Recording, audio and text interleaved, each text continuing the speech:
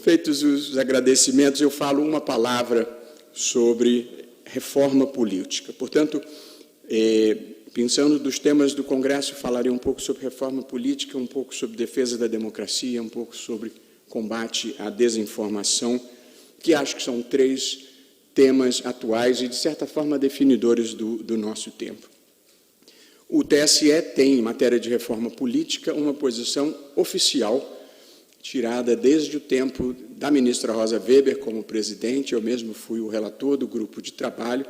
O TSE considera que o sistema eleitoral brasileiro é um sistema excessivamente caro, que tem baixa representatividade e dificulta a governabilidade. E como nós achamos que numa democracia política é gênero de primeira necessidade, não existe alternativa legítima a ela, nós precisamos trabalhar mesmo para o aprimoramento do sistema político e, especificamente, do sistema eleitoral. O TSE defende, como sistema eleitoral de eleição para a Câmara dos Deputados e para as casas legislativas estaduais e municipais, o sistema distrital misto, por acreditar que ele barateia o custo das eleições, aumenta a representatividade política dos parlamentares e facilita a governabilidade. Um sistema em que metade da Câmara dos Deputados seria eleita pelo voto no distrito e a outra metade pelo voto partidário. Portanto, cada eleitor teria direito a 2 votos, um no candidato da sua preferência no seu distrito e outro no partido da sua preferência.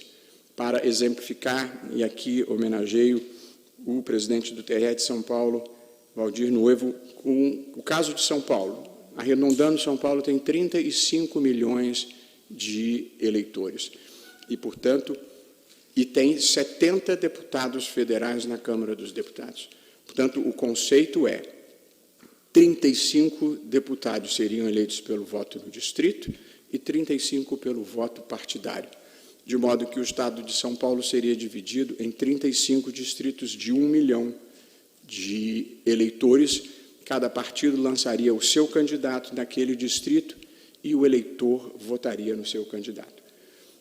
E o seu segundo voto é o seu voto ideológico no partido da sua preferência, com uma lista partidária que poderia ser furado se alguém obtivesse voto individual, votação que preenchesse o quociente eleitoral.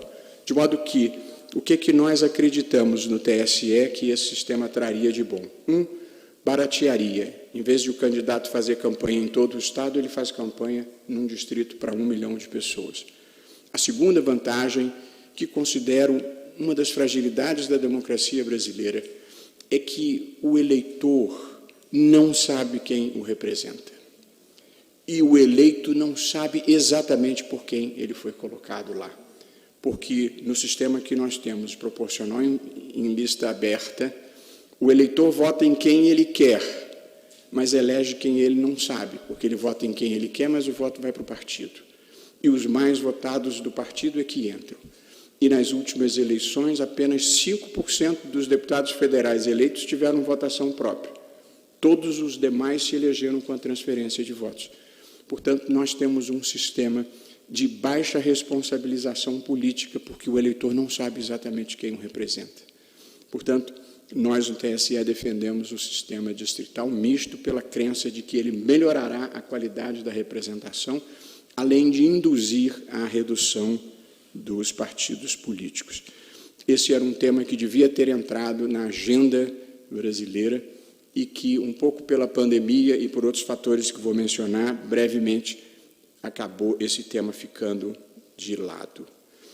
Além disso, o Tribunal Superior Eleitoral defende, ainda no campo da reforma política, que as mulheres passem a integrar pelo menos 30% dos órgãos diretivos partidários.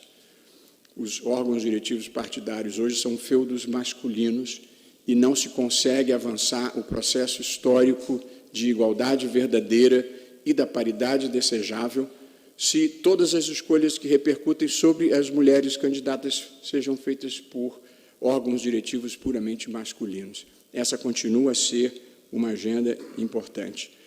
O TSE também defende uma reserva de vagas para mulheres nas casas legislativas.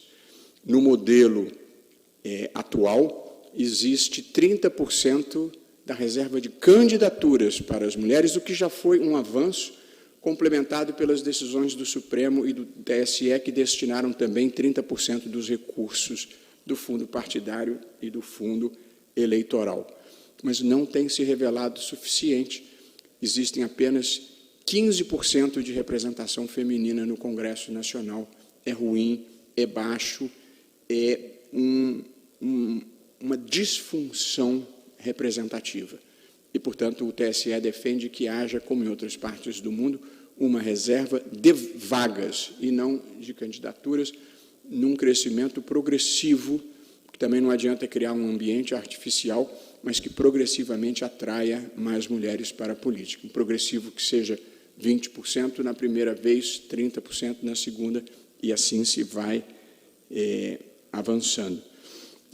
Essa defesa da representação feminina que o TSE faz não é apenas uma questão de justiça de gênero, o que já seria uma boa razão para defender essa causa, mas também por entender que o interesse público é beneficiado pelo incremento da participação das mulheres na política. A vida é masculina e feminina, no geral. O mundo anda em grande transformação, mas ainda predominantemente masculina e feminina, e, portanto, a existência de paridade faz bem à vida, porque homens e mulheres têm características e virtudes diferentes que se complementam, e há um déficit de representação feminina e de virtudes femininas na vida pública brasileira. Também deve entrar numa agenda de repensar modelos políticos, ter regras minimamente objetivas para a distribuição dos fundos partidário e eleitoral. Tudo que concentra excesso de poder e discricionariedade nas mãos de uma pessoa ou de poucas pessoas é ruim. E, portanto, não deve ser uma livre distribuição discricionária de uma, duas, três pessoas, os bilhões de dinheiros que vão para os fundos eleitoral e partidários. Portanto, é preciso que haja regras objetivas, inclusive para facilitar a renovação na política. Um percentual desses fundos tem que ser para gente nova, gente que não tem mandato, para que não se permita que a política seja feita por capitanias hereditárias. Um outro tema importante: partidos políticos não devem ter donos, partidos políticos devem ser entidades associativas movidas pelo interesse público e, portanto, esse tema de comissões provisórias que se eternizam também precisam ser enfrentados. Eu fiz essa pequena lista dentro desse capítulo Reforma Política: voto distrital misto, mais mulheres nos órgãos diretivos, reservas de vagas, critérios objetivos de distribuição dos dinheiros e fim das comissões provisórias perpétuas, porque, infelizmente, boa parte da energia do Tribunal Superior Eleitoral, além da pandemia, teve que ser direcionada para defender o sistema brasileiro de votação e o sistema eletrônico de votação contra os ataques mais absurdos, que revolucionou a maneira como nós fazemos uma pesquisa, a maneira como nós fazemos compras, a maneira como nós compramos livros, como nós compramos roupa, como nós ouvimos música. Outro dia recebi, esses dias agora, de novo, um e-mail do Spotify dizendo: as músicas que você gosta são essas. Tá bom, obrigado. A inteligência artificial já começa a decidir sobre as nossas vidas, independentemente de nós mesmos. E, portanto, nós vivemos esse mundo de um novo vocabulário, inclusive, que tem, Márcio, palavras que identificam utilidades que até ontem a gente não conhecia e sem as quais nós já não saberíamos mais viver. Eu fiz uma listinha aqui, é isso que eu estava procurando, olha. Google. Eu queria dizer aos mais jovens que já foi possível viver sem dar um Google. A gente tinha que se virar para achar as coisas. Amazon, tudo palavras novas que nós incorporamos e sem as quais acho que já não seria possível viver. Amazon, o WhatsApp parou 2 horas o outro dia, e as pessoas entraram em parafuso. Facebook, Instagram, Twitter, YouTube, Waze, para quem como eu vivia perdido pela vida, agora a gente já se acha, a gente já sabe onde está, para onde ir. Spotify, Dropbox, iTunes, Netflix. Eu estou falando dos que eu conheço de sabença própria, tem muito mais do que isso. E para os solteiros, Luciana, ainda tem Tinder. Portanto, nós vivemos o admirável mundo novo da tecnologia da informação, da biotecnologia, da nanotecnologia, da impressão em 3D, da computação quântica, dos carros autônomos, da internet das coisas. Algoritmo vai se tornando o conceito mais importante da nossa época. E, portanto, nós nos beneficiamos de todos esses progressos. A vida é uma delícia. Todos nós aqui participamos de eventos com pessoas em Brasília, em São Paulo, em Natal, em Londres, Nova York. Outro dia eu fiz uma live que tinha uma pessoa na Espanha, uma pessoa em Cambridge, nos Estados Unidos. Eu estava em Pernambuco e as pessoas se unem e conseguem fazer um evento, o que antes seria inimaginável. Portanto, eu não sou uma dessas pessoas que acha que o mundo está muito ruim, com tendência a piorar. Eu acho que o mundo está muito bem, com tendências a melhorar. Mas essa revolução tecnológica, essa revolução digital tem muitos subprodutos extremamente problemáticos que nós precisamos enfrentar. Desde um uso distorsivo e abusivo da inteligência artificial ou da engenharia genética, até, e esse é o tema que nos reúne aqui, o uso indevido, abusivo, criminoso ou impróprio da internet. Um dos grandes subprodutos da revolução digital, ou eu diria, antes, uma das grandes características da revolução digital foi a democratização do acesso à informação, a democratização do acesso ao conhecimento e a possibilidade que qualquer pessoa tem de entrar na rede e falar para o mundo. É extraordinário isso. Qualquer pessoa, por mais humilde que seja, pode entrar na internet e falar para o mundo. Se o mundo vai ouvir, é um outro problema. O que acabou ou diminuiu muito expressivamente, diferente do que acontecia há 10 anos atrás, é que antes havia uma intermediação feita pela imprensa profissional. Tinha uma curadoria da informação que circulava. E, portanto, ideias, opiniões, manifestações públicas passavam pelo filtro da imprensa profissional, que poderia ter os seus interesses e poderia ter os seus problemas, mas mal ou bem fazia um filtro. Portanto, o que havia era um déficit de acesso ao espaço público, porque tinha que passar pelo filtro da imprensa profissional. Agora, qualquer um chega no espaço público. O que existe é déficit de atenção. Está todo mundo procurando fazer alguma coisa desesperadamente para atingir a atenção, porque se 4, 5 bilhões de pessoas têm acesso à internet e podem se manifestar, a grande aflição do nosso tempo é a quantidade de informação que cada um recebe e como selecionar o que nós vamos efetivamente focar. Portanto, esse universo da internet e do livre acesso ao espaço público, ele gerou, um dos grandes produtos da internet, da revolução digital, foi o surgimento das mídias sociais. Quando eu falo mídias sociais, ou essas plataformas tecnológicas, eu me refiro ao Facebook, Instagram, WhatsApp, TikTok, YouTube, e assim vai. Portanto, eles hoje passaram a ter um papel decisivo nas nossas vidas. Facebook tem mais de 3 bilhões e meio de contas. O YouTube tem quase 3 bilhões de usuários. O WhatsApp tem 2 bilhões de usuários. Uma pesquisa do Senado documentou que 79% dos brasileiros têm como principal fonte de informação o WhatsApp.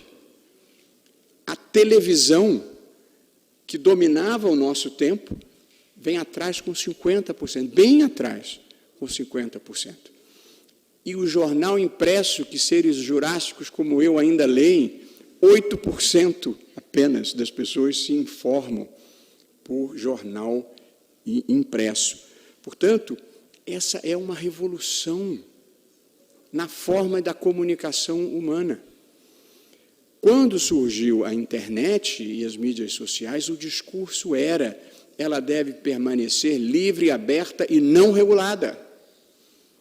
Até que as pessoas começaram a se dar conta que não dava para ser assim.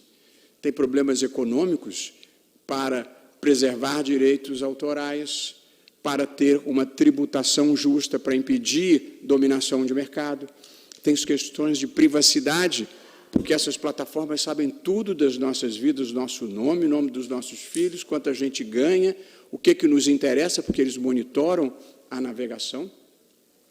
Se eu entrar na internet para comprar uma passagem para vir para Vitória, em minutos, no meu portal de notícias, começa a entrar anúncios sobre restaurante em Vitória, hotel em Vitória. Eles sabem onde a gente está, eles sabem o que a gente está fazendo, sabem até o que nós fizemos no verão passado. Portanto, é preciso ter um controle sobre a privacidade, sobre as informações de cada um. Mas o tema que eu queria destacar aqui, antes de concluir, é o que diz respeito ao conteúdo impróprio, conteúdo que manifeste crimes. As mídias sociais não podem ser um espaço para terrorismo, para pedofilia, para discursos de ódio racial, e o espaço perigoso da desinformação, das campanhas de desinformação, das campanhas de ódio que impactam de maneira grave e dramática a vida democrática. E todo o mundo está, nesse momento, preocupado em como, sem abalar a liberdade de expressão,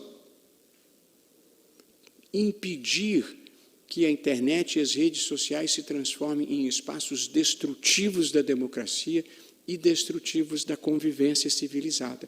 E as próprias mídias sociais, que reagiram muito a qualquer tipo de controle, hoje já se deram conta de que elas terão uma grande perda de imagem e um grande desprestígio se prestarem a ser instrumentos de destruição da democracia.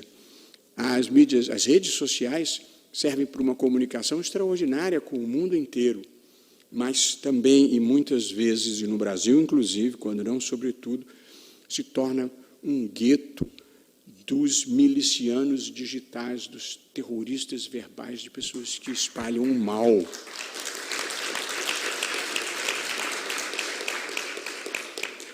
São pessoas que vivem num pântano moral e espiritual com comportamentos destrutivos do outro.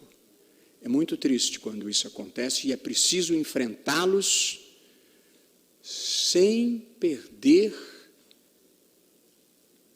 os valores que nós precisamos preservar. Na frase boa do Nietzsche, a gente tem que combater os monstros sem virar monstro e resistir à tentação de fazer isso, porque ali há fanáticos, há mercenários, que são os que monetizam o ódio, e há os seguidores acríticos, que são as pessoas que eu procuro alcançar e que nós todos devemos procurar alcançar, para que não repassem o ódio, a mentira, a desinformação, acriticamente, fazendo mal aos outros e fazendo mal à democracia. Portanto, hoje em dia, já aparece inevitável a necessidade do controle da internet e das mídias sociais. Eu mesmo, no TSE, conversei com o deputado Felipe Rigoni, que aqui está, e outros colegas dele, sobre como fazer isso, quais os limites de fazer isso para que a legislação proteja a democracia e não seja um espaço destrutivo da democracia. É preciso enfrentar os comportamentos inautênticos, que é o uso de robôs, de perfis falsos e de trolls, que são pessoas que reproduzem as provocações, que é uma forma artificial de fazer todo mundo pensar que só se fala naquilo. É para isso que se usa isso, para você afogar a notícia verdadeira, para você desqualificar alguém que você não gosta e para você projetar a sua ideia, geralmente falsa ou extremada, relativamente a um determinado assunto. Essa é a principal forma de enfrentamento da desinformação. Combater os comportamentos inautênticos. Porque uma pessoa falar uma bobagem bárbara, ou duas ou três, não é um problema. O problema é quando se amplifica aquilo para milhões. E isso as mídias sociais podem fazer com relativa facilidade, utilizando algoritmos que sabem o que está sendo reproduzido artificialmente. E assim se minimiza a necessidade do controle de conteúdo, que, no entanto, será importante para evitar crimes e para evitar o ódio e as mentiras deliberadas quando signifiquem ataques às instituições e que possam ser destrutivos da democracia. Esse é o grande tema do momento que está em fase de equacionamento em todas as partes do mundo. Como conter os abusos nas mídias sociais sem um cerceamento ilegítimo da democracia. Ali está escrito, interessantemente em inglês, time's up, o que significa que está na hora de eu encerrar, e eu gosto de encerrar na hora, presidente.